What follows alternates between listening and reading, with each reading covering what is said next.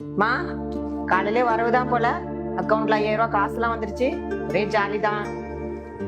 ஆமாடி, 5000 ரூபா வந்திருக்கு.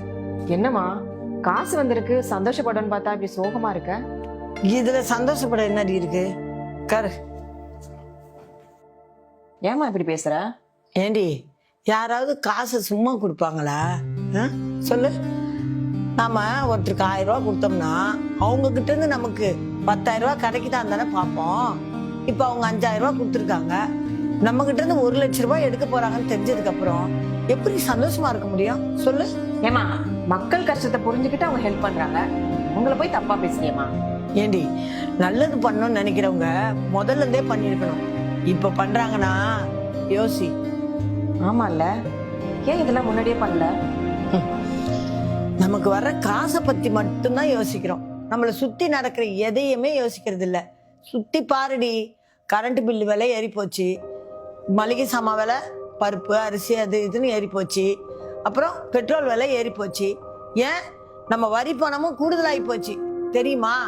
இப்படி நம்ம கண்டுபிடிக்க முடியாத அளவுக்கு விலைவாசி ஏற்றி வச்சிருக்காங்க. இப்ப புரியுதா?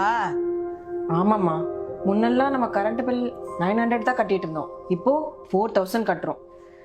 வீட்டு வரி 155 ரூபா கட்டிட்டு இருந்தோம், இப்போ 270 ரூபா கட்டுறோம். இப்போலாம் எல்லாமே 3 மடங்கு அதிகமாயிடுச்சுல. இப்ப தெரியுதா 1000 ரூபா கொடுத்து 10,000 ரூபாய் எப்படி எடுக்கிறதுன்னு?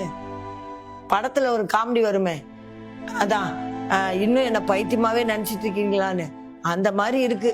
பெண்களை இவங்க இன்னும் முட்டாளாவே நினைச்சிட்டு இருக்கிறாங்க. துப்புரவு பணியாளர்கள் போராட்டம் பண்ணிட்டு இருக்காங்க, அவங்களுக்கு காசு கொடுத்தாங்களா? மாற்றுத்திறனாளிகள் போராட்டம் பண்ணிட்டு இருக்காங்க, அவங்களுக்கு காசு கொடுத்தாங்களா? அப்புறம் இந்த டீச்சர்ஸ் எல்லாம் போராட்டம் பண்ணிட்டு இருக்காங்க, அவங்களுக்கு காசு கொடுத்தாங்களா? அது மட்டுமா, நர்ஸ், டிரைவர் இப்படின்னு நிறைய பேர் போராட்டம் பண்ணிட்டு இருக்காங்க. அப்புறம் இந்த நகை கடனை ரத்து பண்ற நாங்க பண்ணாங்களா? கல்வி கடனை ரத்து பண்ற நாங்கள பண்ணாங்களா? இவங்களுக்கு எல்லாம் கொடுத்து உதவி பண்ணிருக்கலாம்.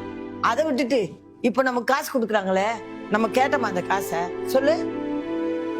இவங்களுக்கெல்லாம் பண்ணியிருந்தா அவங்களாம் சந்தோஷப்பட்டிருப்பாங்கல்ல. அதுவும் இல்லாம இப்ப காசு கொடுத்தா இதுக்கு முன்னாடி நடந்த எல்லா பிரச்சனையும் மக்கள் மறந்துடுவாங்கன்னு நினைக்கிறாங்க. இவங்க பண்றதெல்லாம் எப்படி தெரியுமா இருக்கு? சில சிட் ஃபண்ட்ல இப்ப பணத்தை கட்டுங்க, ஒரு 10 மடங்கு அதிகமாக்கி தரேன்னு கடையை சாத்திட்டு ஏமாத்திட்டு போயிடுறாங்கல்ல, அந்த மாதிரி ஆசை காட்டி ஏமாத்திட்டு போயிடுறாங்க.